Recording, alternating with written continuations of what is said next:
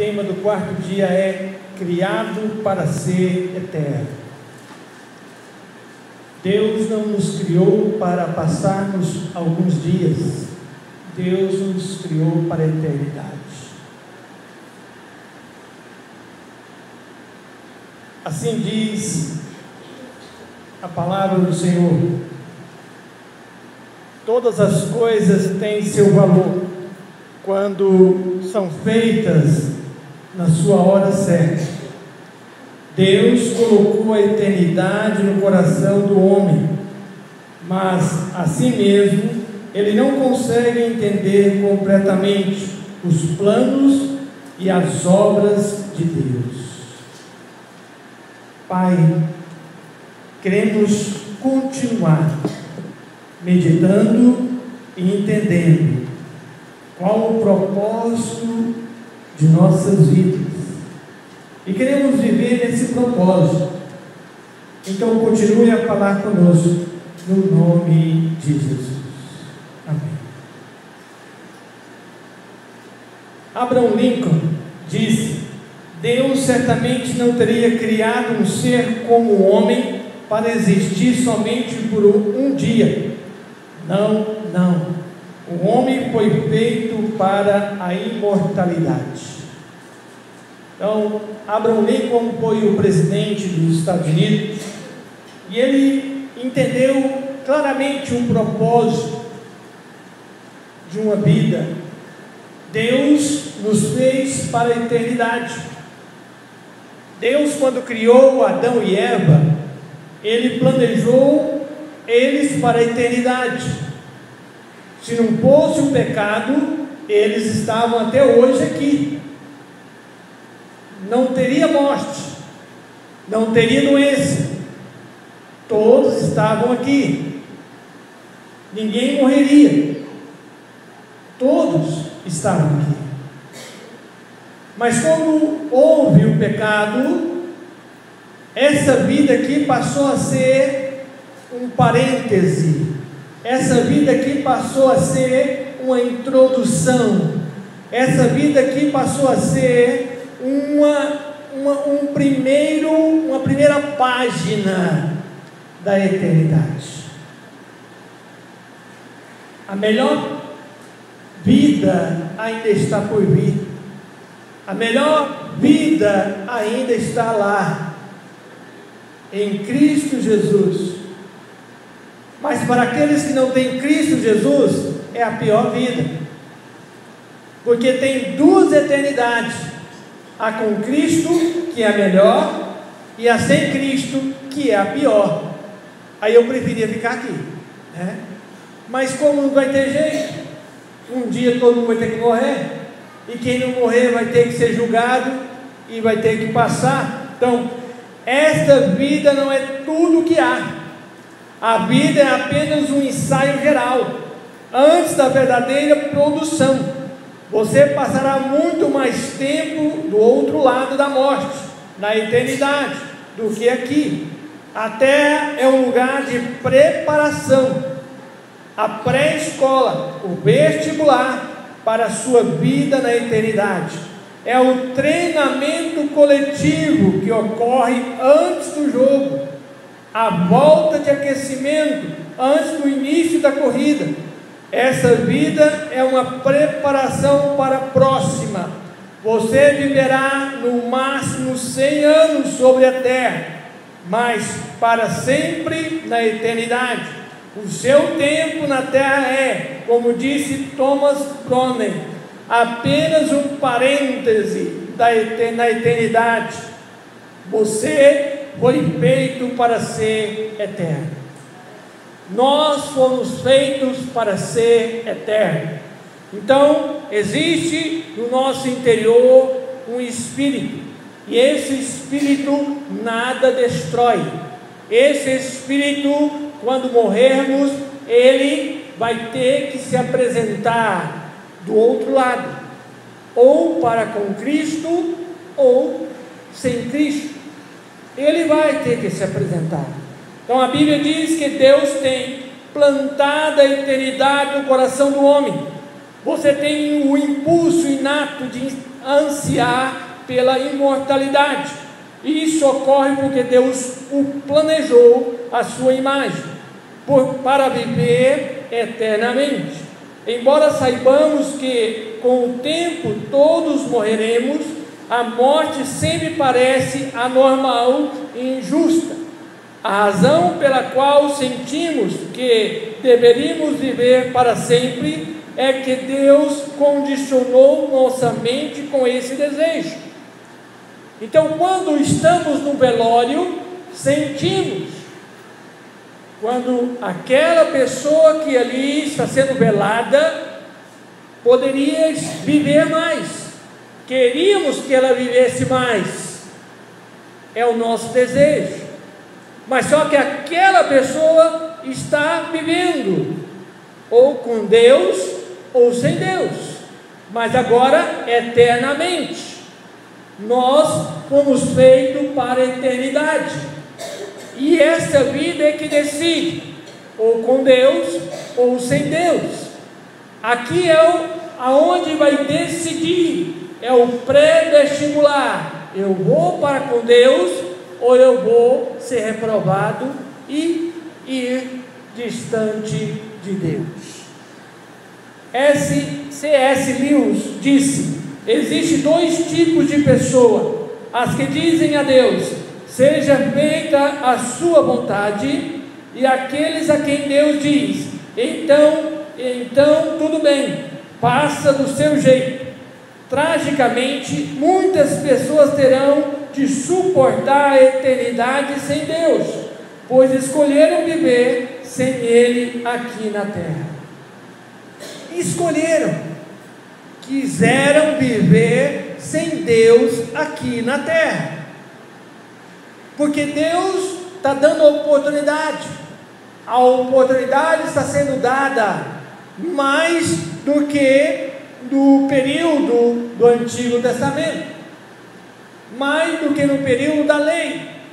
A oportunidade está sendo dada, porque naquele período foi 2000 anos, nós já passamos de 2000 anos, então nós estamos tendo mais oportunidade do que aqueles que viveram no tempo da lei, e nós não teremos desculpas, porque estamos tendo mais oportunidade de ouvir, se arrepender e mudar de vida. Quando você vive à luz da eternidade, seus valores mudam. Você utiliza mais sabiamente seu dinheiro e seu tempo. Você passa a dar muito valor à sua personalidade e seu relacionamento, em vez de valorizar fama, riqueza e realizações, ou mesmo prazeres. Suas prioridades são reorganizadas. Manter-se em dia com as tendências, modas e valores populares já não é tão importante. Paulo disse: antigamente eu pensava que todas essas coisas eram muito importantes, mas agora eu as considero sem valor algum, por causa do que Cristo fez. Então, quando Paulo encontrou esse propósito, ele viu que essas coisas não tinham tanta importância, essas coisas já não tinham tanto fundamento, porque Cristo era tudo em sua vida. C.S. Lewis captou o conceito de eternidade na última página de As Crônicas de Nárnia, sua série de histórias infantis, publicadas num só volume.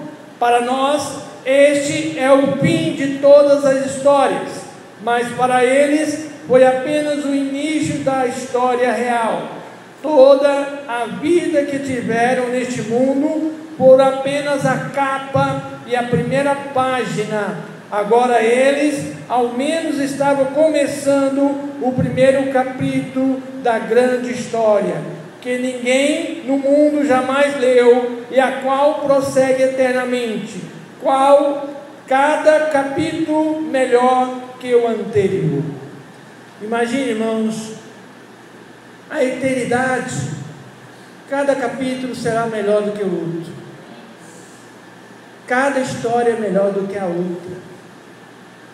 Não haverá mais nada do que vemos. Os telejornais serão melhores do que o outro. Dará gosto estar visualizando a glória de Deus, em vez de visualizar os telejornais. Dará gosto. Deus tem um propósito para a sua vida na terra. Estamos aqui por um propósito. Se nascemos, porque Deus tem um propósito. Se Deus não tivesse um propósito, não estaríamos aqui. Se estamos vivos, porque Deus tem um propósito. Se Deus nos salvou, porque temos um propósito. Então, Deus tem um propósito para as nossas vidas.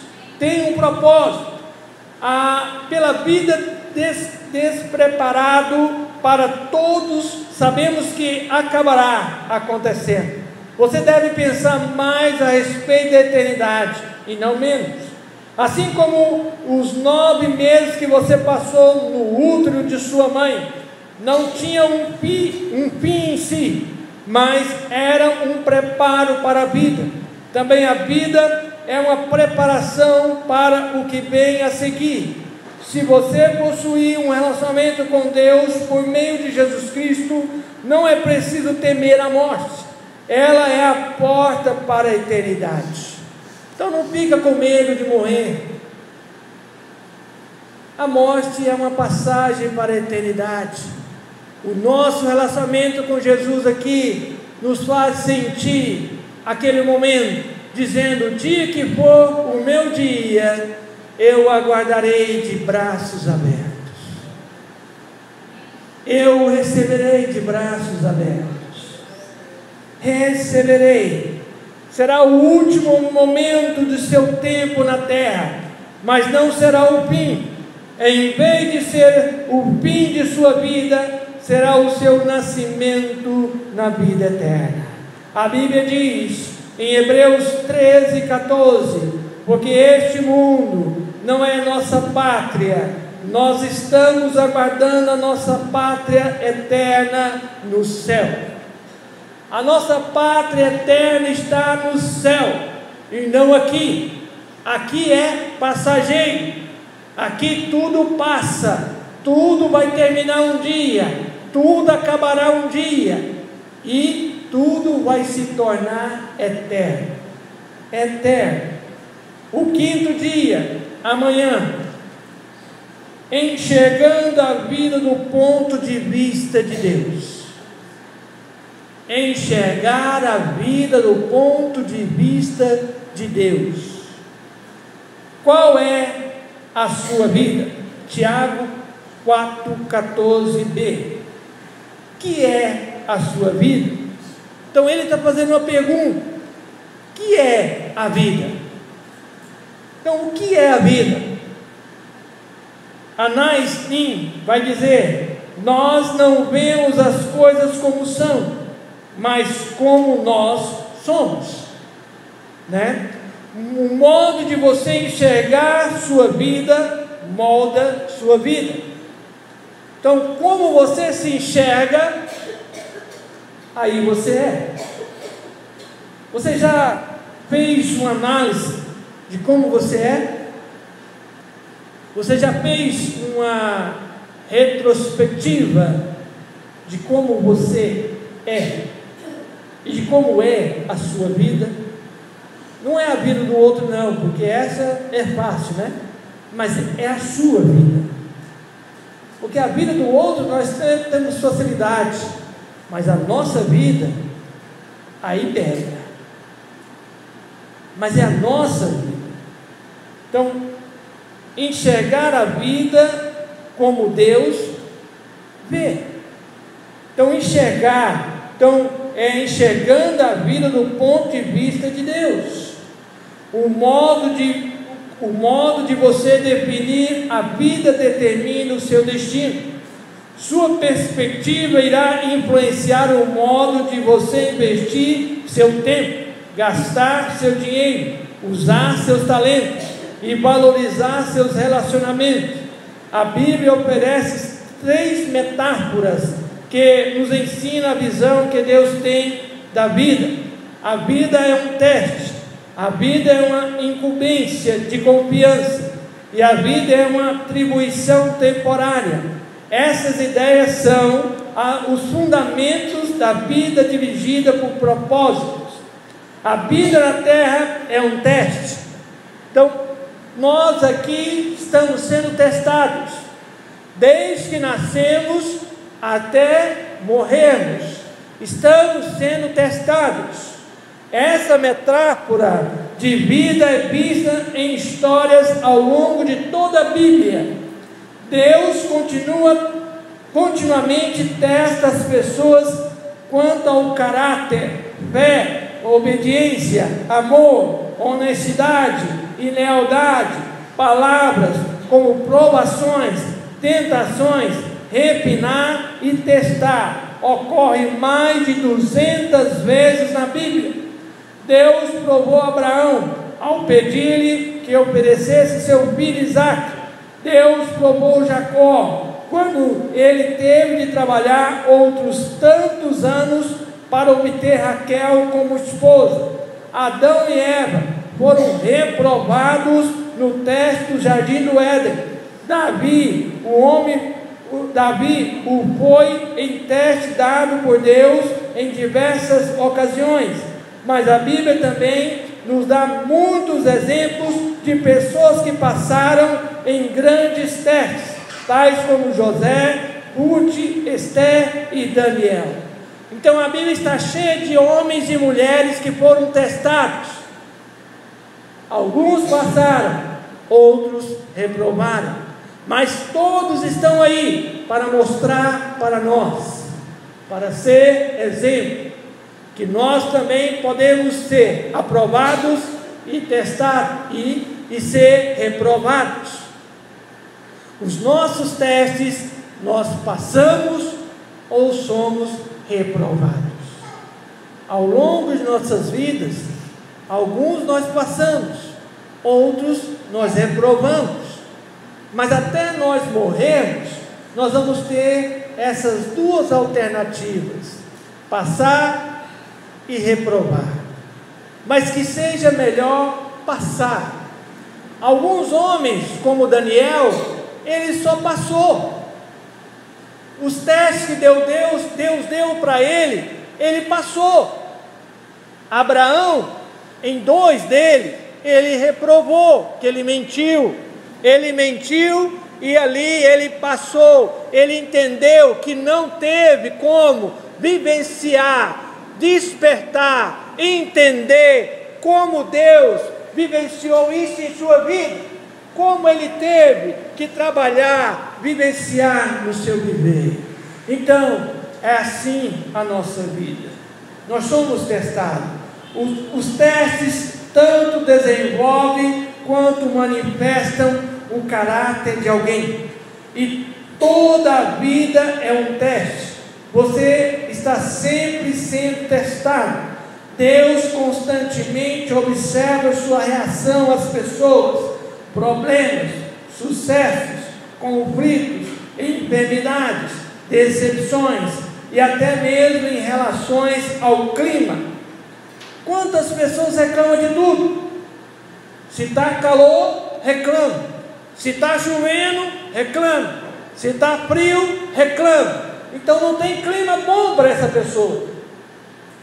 Não tem clima bom. E Deus está nos testando. Está nos testando. Quando eu trabalhava na marcenaria, Deus me testava no meu temperamento. Martelada no dedo, para ver se eu xingava, né? E às vezes doía a martelada, e eu tinha que testar para não xingar. O dia que estava de jejum ainda era mais provado, era o dia que eu mais era martelado, e eu tinha que me vigiar, para não xingar, para não xingar, né? Então vigiava, para não fazer com que a minha carne venha me levar a pecar. Então é um teste. Então nós devemos entender isso. A vida na terra é uma incumbência de confiança. Esta é a segunda metáfora bíblica da nossa vida. Nosso tempo sobre a terra, nossa energia, inteligência, oportunidades, relacionamentos e recursos são dádivas que Deus nos confiou para cuidarmos e administrarmos. Somos mordomos de tudo quanto Deus nos dá. Esse conceito de mordomia começa com o reconhecimento de que Deus é o dono de tudo e de todos na terra. A Bíblia diz em Salmo 24, verso 1: ao Senhor Deus pertence o mundo e tudo que nele existe, a terra e todos os seres vivos que nela vivem são dele. Então, se tudo pertence a Deus, então é uma incumbência de confiança. Deus está confiando a nós essa incumbência, está confiando essa incumbência a nós. Ele está trazendo para nós essa confiança. A sua casa, Deus está confiando a você. O seu carro, Deus está confiando a você. A sua bicicleta, Deus está confiando a você.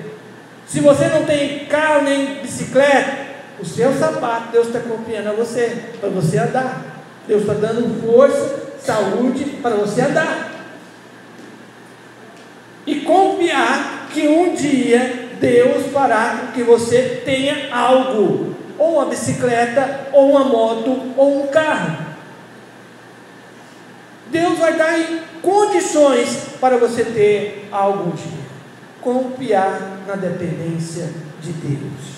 Então Deus vai te dar, mas sabendo que Ele te confiou isso, é dele, Ele te confiou. Nós nunca realmente possuímos qualquer coisa durante nosso breve período na terra. Deus apenas nos empresta a terra enquanto estamos aqui. Ela já era propriedade de Deus antes que você chegasse, e Deus irá emprestá-la a outra pessoa depois que você morrer. Depois que você morrer, outra pessoa vai assumir o que é seu, né? Ou seus filhos, que vai herdar, né? Alguns filhos não vendem, outros já herdam e já vendem. E se vendem, outros vão assumir o que é seu. Vai assumir o que é seu. Então Deus, Ele empresta, e depois que nós formos, outros vão assumir. Essa é uma verdade muito importante. Deus diz que há um relacionamento direto entre a forma de eu utilizar meu dinheiro e a qualidade de minha vida espiritual. O modo de eu administrar meu dinheiro, riqueza neste mundo, determina quanto Deus pode confiar em mim com as bênçãos espirituais, verdadeiras riquezas. Deixa-me te perguntar: a forma de você administrar o seu dinheiro está impedindo Deus de fazer mais em sua vida? Você pode ser incumbido de riquezas espirituais.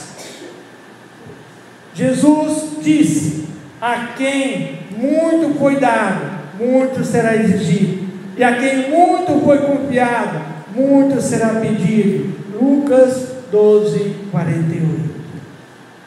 Então, a forma como nós administramos aquilo que Deus nos deu,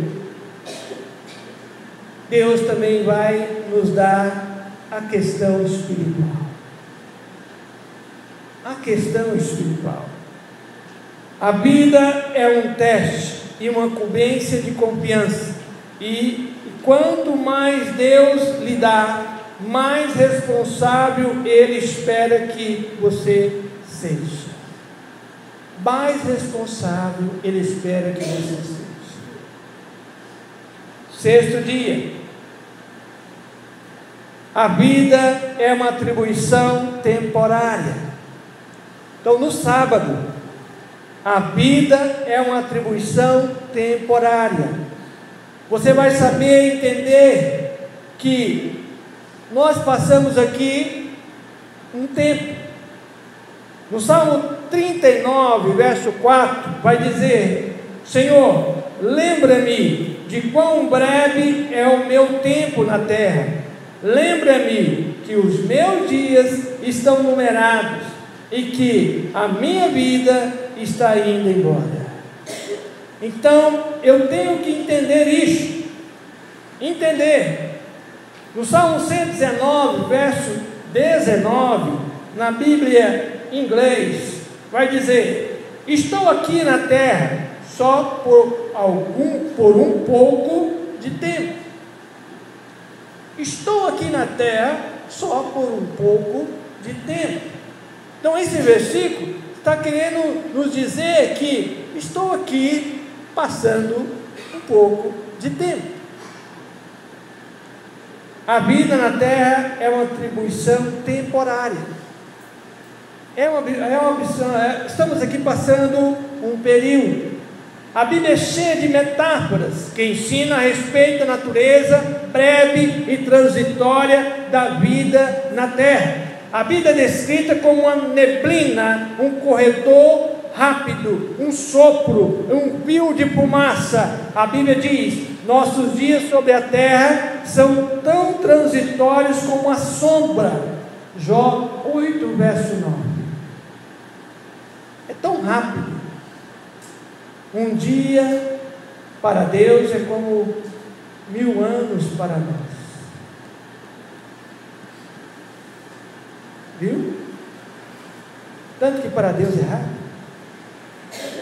A Bíblia usa termos como forasteiros, peregrinos, estrangeiros, estranhos, visitantes, viajantes, para descrever nossa breve estadia na terra. Davi disse: viverei poucos anos aqui na terra. Salmo 119, verso 19. E Pedro explicou: se vocês chamam a Deus de Pai, leve a vida como residentes temporários na terra. 1 Pedro 1,7. A Bíblia diz: somos embaixadores de Cristo. 2 Coríntios 5,20. Embaixador é aquele que representa o seu país em outro país. Em outro país.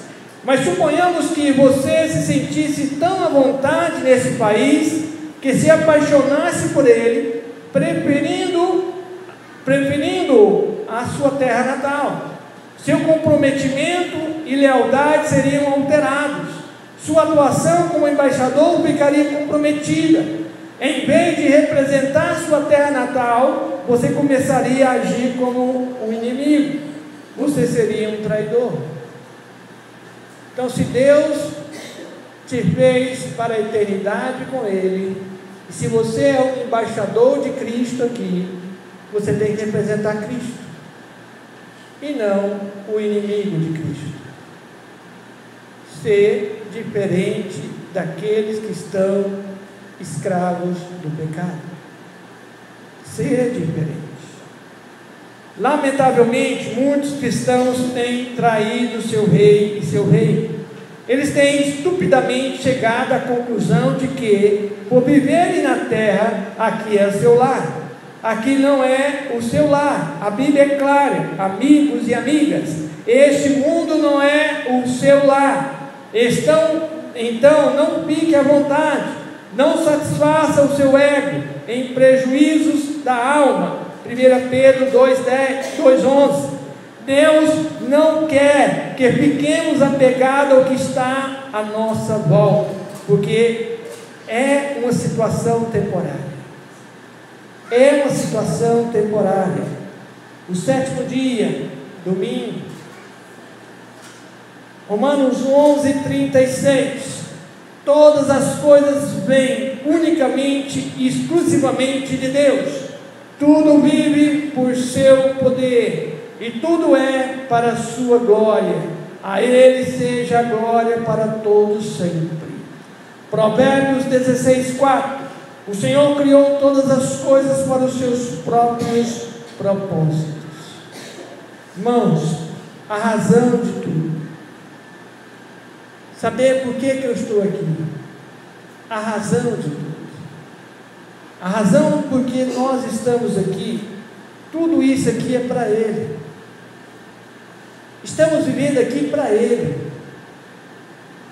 Nós vivemos aqui para dar glórias a Ele.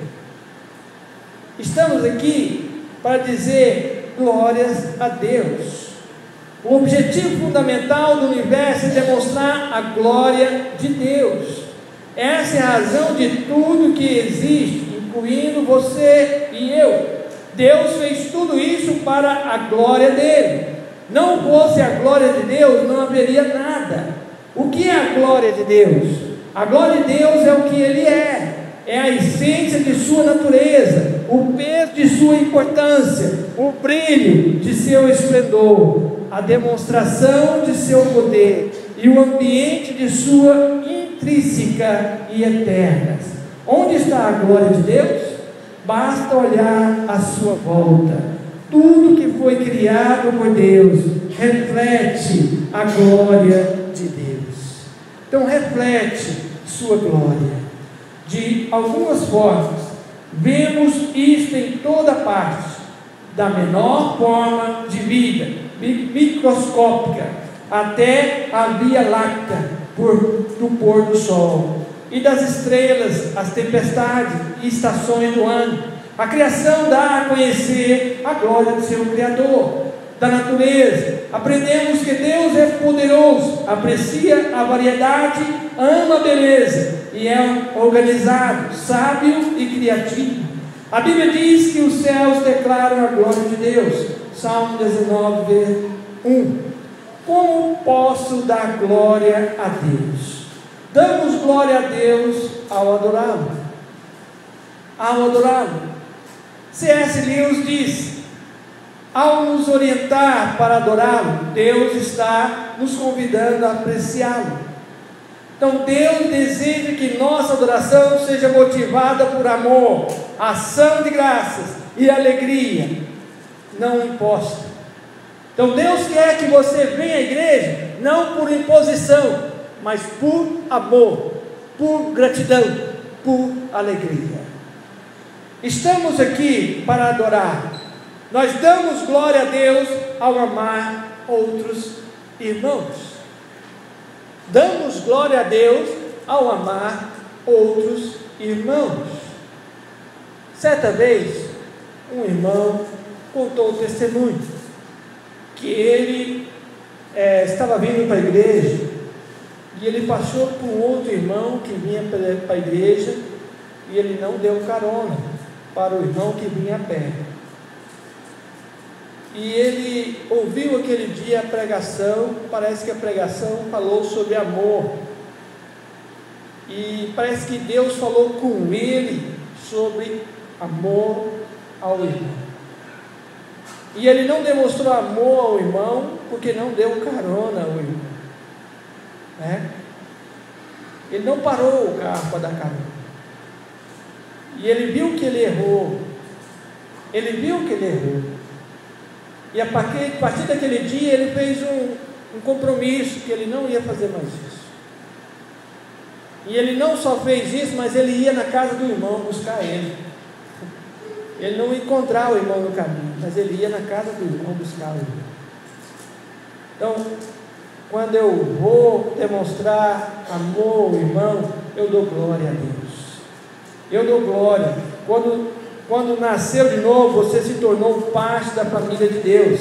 Seguir a Cristo não é apenas uma questão de acreditar, mas também incluir, pertencer e aprender a amar a família de Deus. João escreveu: sabemos que já passamos da morte para a vida, porque amamos nossos irmãos. 1 João 3,14. Damos glória a Deus ao nos tornar como Cristo. Então, você é a imagem e semelhança de Cristo. Você se parece com Cristo. Por isso você dá glória a Deus. 2 Coríntios 3,18 diz: à medida que o Espírito do Senhor trabalha em nós, nos tornamos mais e mais semelhante a Ele, e refletimos a sua glória ainda mais. Então damos glória quando nos parecemos mais com Cristo. Damos glória a Deus servindo a outras pessoas com os nossos dons. Viu? Damos glória a Deus servindo a outras pessoas com os nossos dons. Por isso que eu leio esse livro pela terceira vez. Antes eu li ele 2 vezes para fazer trabalho. E para fazer trabalho a gente lê correndo, né? A gente não presta muita atenção, a gente lê para fazer o trabalho. E lendo esse livro agora, eu estou levando tanto ataque, eu estou apanhando tanto. Eu sento aqui de manhã, mas eu estou aguentando tanto chicote longo, né? E agora eu estou entendendo por que eu não toco, por que eu não canto. Porque se eu tocasse, não cantava, eu não queria que ninguém fizesse isso, eu ia fazer tudo. Então Deus me conhece, eu não gosto de esperar que alguém faça por mim, eu vou e faço tudo. Então Deus me conhece, sabe que eu faço tudo. Então se eu tocasse, se eu cantasse, eu ia fazer tudo. Então por isso que Deus me limitou. Ou seja, eu vou te limitar. Por quê? Damos glória a Deus quando outras pessoas fazem com seus dons. Então, quando outras pessoas vão me ajudar com cantar, com tocar, eles estão dando glória a Deus. Aí eu vou assim, viu? Por isso que eu preciso de uma equipe, por isso que eu preciso de uma liderança, porque senão eu faço tudo. Aí não vai dar, né? Então Deus prepara tudo. Cada um de nós foi exclusivamente planejado por Deus com seus talentos, dons, capacidades, habilidades.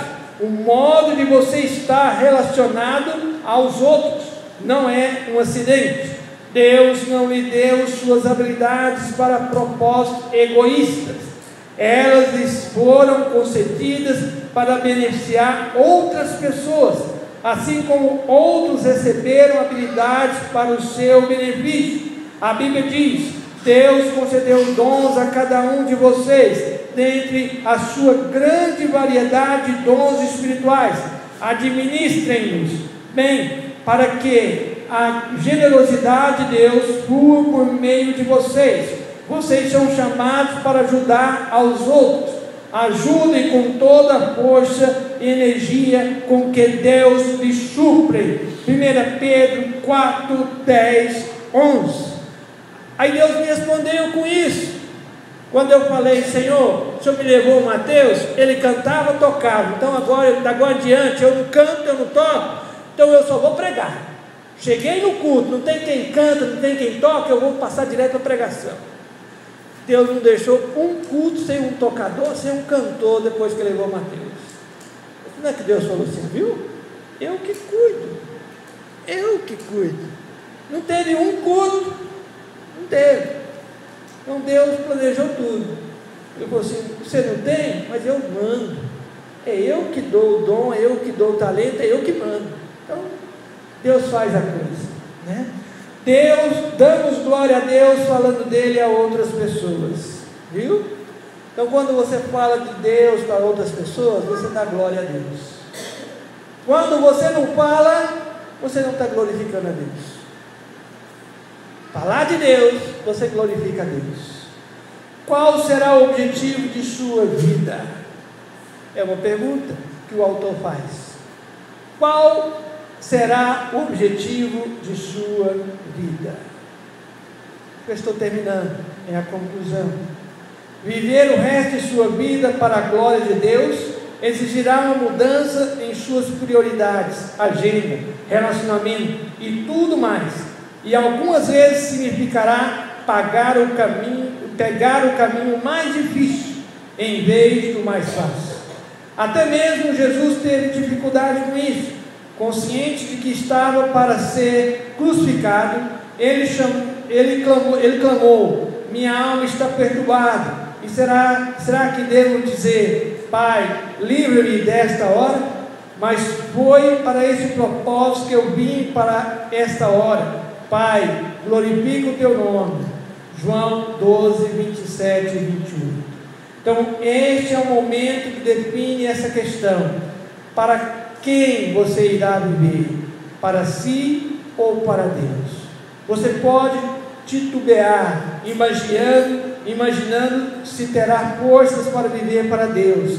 Mas não se preocupe, Deus lhe dará tudo que for necessário, se você apenas fizer a escolha de viver por Ele. A Bíblia diz: tudo que é necessário para uma vida agradável a Deus temos recebido miraculosamente, por meio do conhecimento pessoal e íntimo daquele que nos chamou para Deus. 2 Pedro 1, verso 3. Você aceita a oferta de Deus? Ou você vai continuar vivendo para você mesmo? A decisão é sua. Curva a sua cabeça e pense agora. Estudamos praticamente uma semana de propósitos. Uma semana de propósitos. E você que está acompanhando e vai acompanhar aí essas leituras, como eu disse, eu estou falando só a introdução, só um resumo. E esse resumo eu não estou lendo ele todo aqui, porque se eu for ler toda hora passa tudo. Não dá nem para ler o resumo aqui.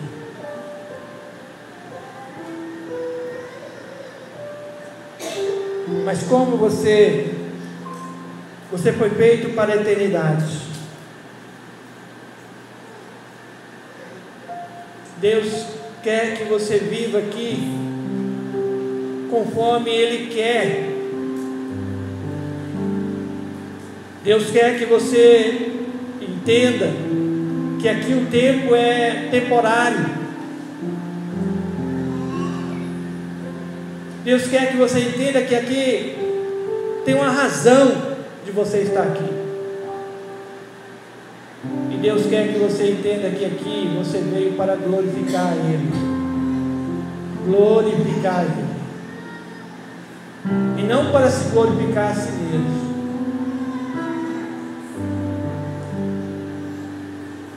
E aí? Você vai continuar querendo viver para si? Ou vai querer viver para Deus? Porque a nossa vida aqui não é passageira. Essa vida aqui, ela passa. Estamos aqui para viver a eternidade. A eternidade nos espera. Em Cristo Jesus ou sem Cristo Jesus? Só depende de nós. Aonde queremos estar? Se você entendeu a mensagem e quer nesse momento decidir viver como um propósito de vida por Cristo Jesus, fique em pé. Viver como um propósito de vida em Cristo Jesus, fique em pé. Só Cristo muda nossas vidas. Só Cristo trabalha em nossas vidas. Só Cristo salva nossas vidas. Só Cristo molda nossas vidas. Só Cristo liberta as nossas vidas. Só Cristo nos faz entender a salvação. Só Cristo. Só Cristo.